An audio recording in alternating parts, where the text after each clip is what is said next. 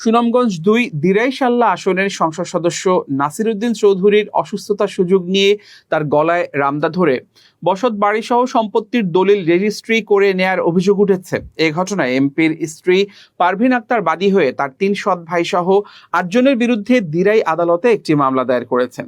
সোমবার অতিরিক্ত chief judicial magistrate Mohammad জসিমের আদালতে মামলাটি করা হয়। আদালত অভিযোগটি আমলে নিয়ে বিষয়টি তদন্ত করে প্রতিবেদন দাখিলের জন্য পুলিশের অপরাধ তদন্ত বিভাগকে নির্দেশ দিয়েছেন। মামলার প্রধান আসামিরা হলেন নাসির উদ্দিন চৌধুরীর সৎ ভাই মঈন উদ্দিন চৌধুরী মাসুক, মিজানুর রহমান চৌধুরী ও মোসলেহ উদ্দিন চৌধুরী।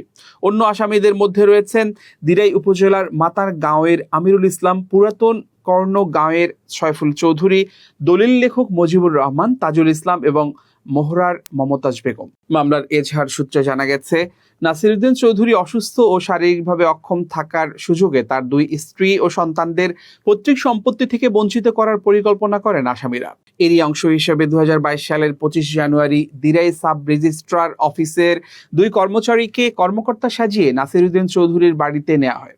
সেখানে অসুস্থ নাসির উদ্দিন চৌধুরীকে দলিলে স্বাক্ষর করতে বলা হলে তিনি অসম্মতি জানান। অভিযোগে আরো বলা হয়, অসম্মতি প্রকাশের এক পর্যায়ে আসামিরা নাসির উদ্দিন চৌধুরীর গলায় রামদা ধরে প্রাণনাশের হুমকি দিয়ে জোরপূর্বক স্বাক্ষর আদায় করেন।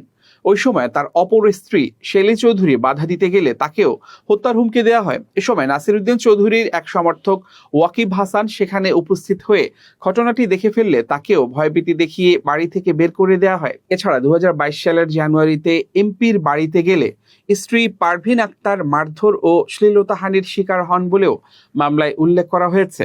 বাদী পারভিন আক্তার সংবাদ মাধ্যমকে জানিয়েছেন, নাসির উদ্দিন চৌধুরী স্ট্রোক করার পর যখন চরম অসুস্থ ছিলেন তখন তার গলায় দা ধরে বসত বাড়িটি লিখে নেওয়া হয়। সংসদ সদস্য হওয়ার অনেক আগেই তিনি বাড়িটি তৈরি করেছিলেন। দীর্ঘদিন ধরে এ নিয়ে তিনি দুশ্চিন্তায় রয়েছেন। পরে স্বামী তাকে আইনি পদক্ষেপ নেয়ার ক্ষমতা দিলে তিনি আদালতের শরণাপন্ন হন। অন্যদিকে অভিযোগ অস্বীকার করে নাসির উদ্দিন চৌধুরীর সৎ ভাই মঈন উদ্দিন চৌধুরী মাসুক বলেন, গলায় দা ধরে সম্পত্তি লিখে নেয়ার অভিযোগ সত্য নয়। এ ধরনের কোনো ঘটনা ঘটেনি। মামলার বিষয়টি বিস্তারিত জেনে আমরা আইনগতভাবেই তার মোকাবিলা করব। মামলার আদেশের বিষয়টি নিশ্চিত করেছেন তিনি। সিআইডির তদন্ত প্রতিবেদন পাওয়ার পর আদালত পরবর্তী পদক্ষেপ গ্রহণ করবেন বলে জানা গেছে। নাসির উদ্দিন চৌধুরী দিরাই উপজেলা পরিষদের সাবেক চেয়ারম্যান ও বর্তমান সুনামগঞ্জ ২ আসনের সংসদ সদস্য। দীর্ঘদিন ধরেই তার পরিবারের ভেতর সম্পত্তি নিয়ে সৎ ভাইদের সাথে বিরোধ চলে আসছিল। এই সংসদ সদস্যের অসুস্থতাকে পুঁজি করে এ ধরনের ঘটনার অভিযোগ এলাকায় ব্যাপক চাঞ্চল্যের সৃষ্টি করেছে।